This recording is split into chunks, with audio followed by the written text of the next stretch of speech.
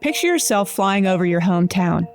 Maybe you come from a big city like Raleigh or Charlotte, or even New York. Maybe you are from a small town like Shelby or Wilson.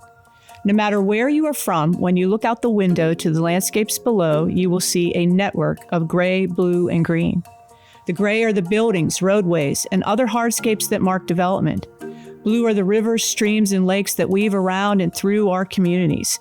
The green includes open spaces like parks and woodlands, and the trees that create the framework tying it all together. Trees may be growing in the parks, or they may be the trees that line the streets of your neighborhood, or situated downtown amongst the skyscrapers. This green infrastructure, the system of street and park trees, remnant woodlands, and interconnected green spaces that include residential and commercial landscapes, is what we call the urban forest.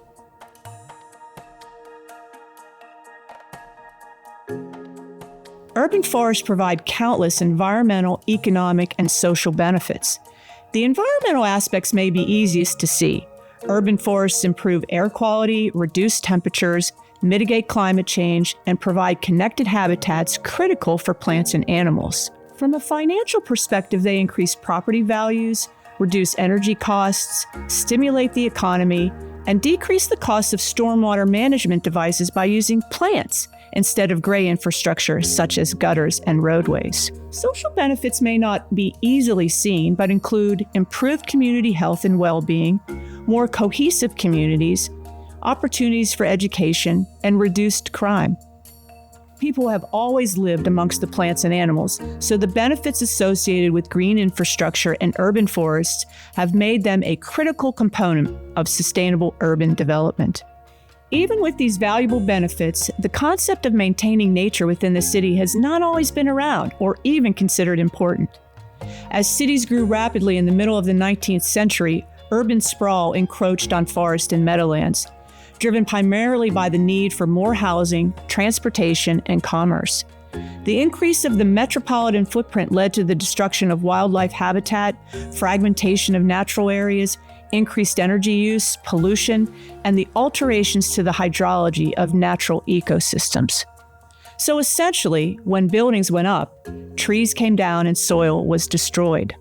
The 1970s, now considered the environmental decade, saw not only a greater awareness, but increased activism recognizing that something needed to be done to protect our natural lands and resources. These efforts were reflected in the 1978 Cooperative Forestry Assistance Act, in which Congress officially recognized that urban forests were vital to sustainable development and a higher quality of life in cities.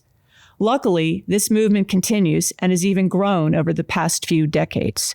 This has also led to an increase of professional opportunities in the urban forestry field. Working in an interdisciplinary manner, urban forestry professionals engage with experts from various fields as well as the public to address complex challenges and opportunities associated with managing a community's trees and open spaces. Managing these urban forests, however, requires a deep knowledge of the art and science of arboriculture, as well as an understanding of public policy, grant writing, and communication. The urban forester gathers vital data through street and park inventories, urban canopy studies, and tree risk assessments to evaluate the composition and health of the urban forest. Urban foresters use science-based strategies to educate, advocate, and encourage the protection and planting of trees and other plant species to increase biodiversity and community resilience. And they're not just tree experts. Urban forests are also champions of green spaces, protecting what's already there or advocating for new spaces that promote tree preservation, connectivity, and wildlife habitat. To do this work, they partner with experts from many other disciplines. Here are a few examples.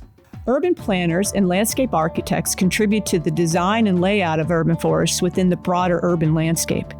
They integrate green infrastructure into city planning, design parks and green spaces, and develop strategies for enhancing urban biodiversity while accommodating human needs. Experts in environmental science and ecology provide insights into the ecological functions of urban forests, things like purifying air and water and providing wildlife habitat. They study the interactions between trees, soil, water, and air quality to inform sustainable management practices. Economists and urban policymakers analyze the economic value of urban forests and green spaces. They quantify the benefits of trees in terms of property values, energy savings, health outcomes, and tourism revenue, providing evidence-based arguments for investing in urban forestry programs and policies. Engineers contribute ideas that encourage the development of gray infrastructure that supports trees and other plants while managing stormwater runoff and meeting building code specifications and designing low-impact buildings, all of which help to ensure that urban trees are integrated into the built environment. Urban forest managers are an integral part of a holistic approach to community development that addresses environmental, social, and economic dimensions of sustainability, ultimately contributing to healthier, more livable communities. The need for an interdisciplinary approach to managing urban forests means there are many ways that you can be involved in this endeavor.